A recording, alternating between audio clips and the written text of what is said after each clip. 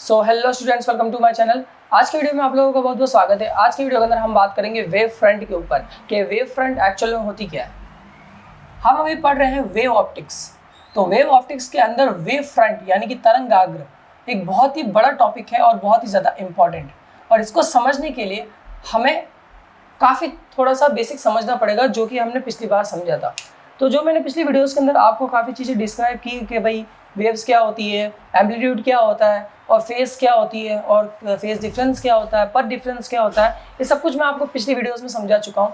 और अगर आपने वो वीडियोस नहीं देखी तो यार आप जाइए और वो वीडियोस ज़रूर देखिए, अदरवाइज आपको वेव फ्रंट समझने में थोड़ी सी प्रॉब्लम आएगी। तो चलिए सबसे पहले हम समझते हैं वेव फ्रंट आखिर होता क्या है। चलिए मानते हैं कि एक लाइट सोर्स है, ठीक है, और वो चारों तरफ ऐसे है, चारों तरफ के पार्टिकल्स कुछ इस तरीके से फैले हुए हैं, और एक लाइट इस सोर्स से चलना स्टार्ट होती है, तो वो एंड ऑफ द टाइम किसी ना किसी पार्टिकल तक पहुंचेगी।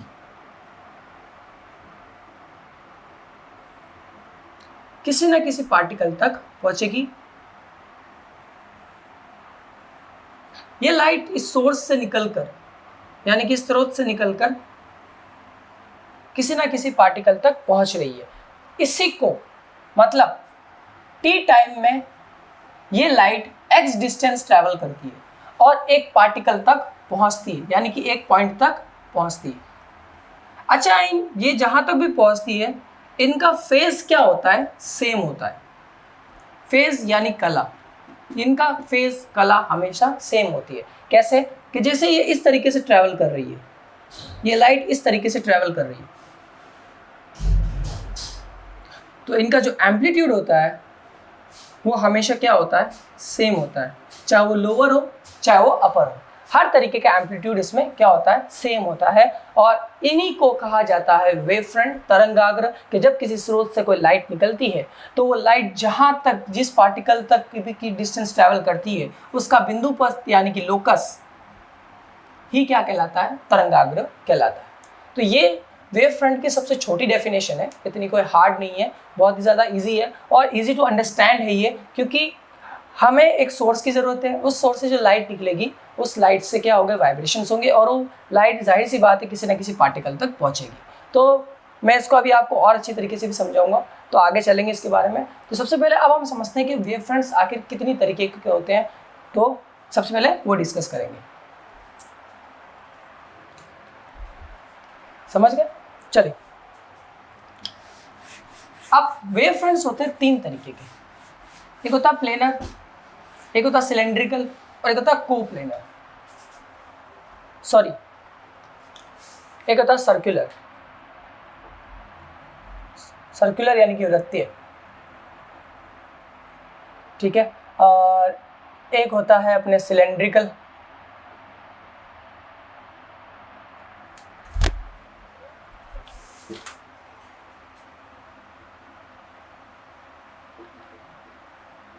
यानी कि बेलनाकार, और एक होता है अपने कोप्लेनर यानी कि समतलीय। अच्छा, इसका क्या मीनिंग होता है? चले देखते हैं। जब कभी भी लाइट का सोर्स एक पॉइंट सोर्स होगा, पॉइंट सोर्स यानी कि एक बिंदु सोर्स होगा, तो उससे आने वाली सारी वेव फ्रंट्स जो होंगी वो सर्कुलर होगी, ठीक है। वो कुछ इस तरीके से ट्रैवल करेगी, आपको बता देता हूँ। उससे निकलने वाली सारी वेव फ्रंट्स सर्कुलर होती है, क्योंकि वो एक पॉइंट सोर्स से स्टार्ट हुआ है, ठीक है। तो ये होते हैं अपने वृत्तीय, सर्कुलर, ठीक है, इस चीज़ का ध्यान रखिएगा। और फिर आता है सिलेंड्रिकल। सिलेंड्रिकल सोर्स क्या होता है? कि जब एक लाइट सोर्स एक लीनियर सोर्स हो, लीनियर सोर्स यानी कि एक स्टैंडिंग पोजीशन पे, like this type of source, अगर ऐसा कोई सोर्स है जो ऐसे खड़ा है लीनियर पोजीशन में, या फिर कोई अदर लीनियर सोर्स हो, तो उससे निकलने वाली सारी वेव फ्रंट्स सिलेंड्रिकल होती है। अब बारी आती है कोप्लेनर। कोप्लेनर किसे कहा जाता है? कोप्लेनर को मैं समझा सकता हूँ बहुत आसानी तरीके से। कैसे? देखिए, कोप्लेनर को समझने के लिए सबसे पहले आप समझिए, अगर कोई लाइट सोर्स, चाहे वो पॉइंट सोर्स हो चाहे वो लीनियर सोर्स हो, अगर उनका डिस्टेंस बहुत दूर है, उनका डिस्टेंस बहुत ज़्यादा दूर है, तो उनसे निकलने वाली जो वेवफ्रंट्स होती है वो at the end of the moment एक कोप्लेनर बन जाती है, यानी कि समतल बन जाती है बिल्कुल, और हमें वो समतल के रूप में यानी कोप्लेनर के रूप में आती दिखाई देती है। कैसे? इसका मैं एग्जांपल देता हूँ। सूरज से आने वाली जितनी भी रेज होती है वो हमें कोप्लेनर के रूप में दिखाई देती है। और अब तरंगाग्र का एक सबसे छोटी लाइन जो मैं आपको समझाना चाहता हूँ कि ये तरंगाग्र, इसको इसलिए कहा तरंग और तरंगाग्र में बेसिक डिफरेंस होता है। तरंगाग्र जो होता है, तरंग जो होती है वो बिल्कुल ऐसे वेव्स के हिसाब से चलती ही रहती है, बिल्कुल स्ट्रेट लाइन में चलती ही रहती है, ठीक है। और तरंगाग्र जो होते हैं वो एक एक करके ऐसे एक के पीछे एक होते हैं, इसलिए इनको तरंगाग्र कहा जाता है। तो ये समझाने के लिए काफी इजी था वेव फ्रंट को कि वेव फ्रंट एक्चुअल में होता क्या। तो चलिए स्टूडेंट्स, आज हमने ये समझ लिया। अब एक लास्ट जो पॉइंट आता है वेव फ्रंट का वो है हाइगेन्स का सिद्धांत, हाइगेन्स प्रिंसिपल। ये प्रिंसिपल आखिर है क्या? हाइगेन्स ने एक प्रिंसिपल दिया। मैं इस प्रिंसिपल को आपको है ना बिल्कुल ऐसे तरीके से बताने वाला हूं कि आपके दिमाग में छप जाएगा। कैसे? देखिए, हाइगेन्स ने एक प्रिंसिपल दिया कि जब कोई पॉइंट सोर्स से एक तरंगाग्र निकलना चालू होता है और फिर वो अपने आसपास के किसी पार्टिकल से टच होता है, तो ये पार्टिकल भी क्या करते हैं? तरंगाग्र यानी कि वेव फ्रंट्स बनाने लग जाते हैं, ठीक है। मतलब ये जैसे ही इस लाइट से, इस सोर्स से निकलने वाली लाइट, रेज या वेव्स इन पॉइंट से टच हुई, ये भी क्या करने लगे? वेव्स बनाने लगे। क्या करने लगे? वेव्स बनाने लगे। तो इन्हीं को कहा जाता है सेकेंडरी वेवलेट, सेकेंडरी वेवलेट, ठीक है। हाइगेन्स ने ये कहा, ये तो होता है प्राइमरी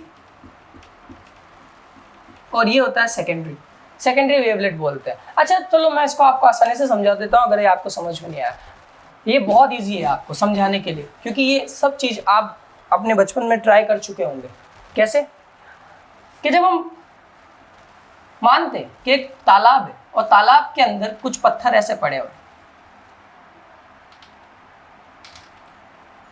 ये 4 पत्थर ऐसे पड़े, आपने एक पत्थर फेंका यहाँ सेंटर में, तो आप देखोगे जैसे ही आपने ये सेंटर में पत्थर फेंका, इससे वेव्स बनना स्टार्ट हुई।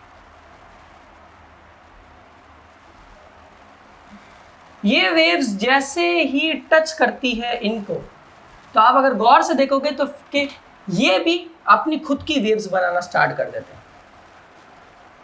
ये भी, ये सब अपनी खुद की वेव्स बनाना स्टार्ट कर देते हैं। आप इसको ट्राई कर सकते हैं। ये अपनी खुद की वेव्स बनाना क्या कर देते हैं? स्टार्ट कर देते हैं। आप देख लेना, अगर आप जैसे ही आप देखोगे अगर एक तालाब में इतने सारे पत्थर रखे हुए हैं, आप सेंटर में पत्थर मारोगे या कहीं और भी पत्थर मारोगे, तो जैसे ही इनसे वेव्स बनेगी, वेव्स बनने के बाद में ये जिस किसी भी पत्थर को टच करेगी वो पत्थर भी वाइब्रेट होंगे और वो वाइब्रेट होकर क्या बनाएंगे? वेव्स बनाएंगे। और हम जानते हैं कि वेव्स बनती ही वाइब्रेशन से, तो इस चीज को समझिएगा। जैसे ही ये पत्थर आप पानी में फेंकोगे, पानी में वाइब्रेशन होगी, ये वाइब्रेशन इनसे टच करेगी, फिर ये वाइब्रेट होंगे और ये वाइब्रेट होंगे, तो ये क्या करेंगे? वेव्स बनाना स्टार्ट करेंगे। ये बहुत ही ईजी होता है और हाइगेन्स के प्रिंसिपल को समझाने के लिए ये एग्जाम्पल मुझे 100% बेस्ट लगा, क्योंकि ये एग्जाम्पल आपके दिमाग में छप जाएगा। इसको मैं वापस बता देता हूँ कि आपने माना है नदी में आपने एक पत्थर फेंका, जैसे ही आपने पत्थर फेंका, पत्थर फेंकने से नदी के अंदर वेव्स बनना स्टार्ट होती है। वो वेव्स जैसे ही दूसरे पत्थरों को टच करेगी, वो और उनको टच करते ही आप अगर गौर से देखोगे तो इन पत्थर के पास से भी वेव्स निकलना स्टार्ट हो जाएगी, और वो भी कैसी? सर्कुलर। आप ट्राई करके देख लेना तो आपको ये पता चल जाएगा। तो ये था हमारा वेव फ्रंट का टॉपिक आज हमने कवर कर लिया। काफ़ी ज़्यादा बेटर टॉपिक था, इसको हमने डिस्कस कर लिया है। अगली वीडियो के अंदर हम आपके सामने बात करेंगे इंटरफेरेंस के बारे में, यानी कि व्यतिकरण के बारे में, कि इंटरफेरेंस और व्यतिकरण होता क्या है, और इसको हम काफ़ी डीपली डिस्कस करने वाले हैं।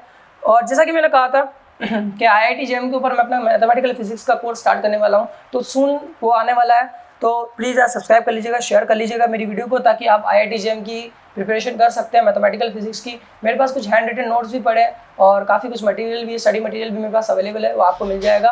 तो अगर आपको ये वीडियो अच्छी लगी तो सब्सक्राइब करें, शेयर करें, लाइक करें, और प्लीज़ इस वीडियो को शेयर करना ना भूलें। लाइक करना ना भूलें और कमेंट जरूर करें अगर आपको ये टॉपिक अच्छा लगा और आपको ये समझ में आ गया होगा वेव फ्रंट और हाइगेन्स का प्रिंसिपल एक्चुअल में होता क्या। तो आई होप आप वीडियो अच्छी लगी होगी। मिलता है हमारी नेक्स्ट वीडियो में।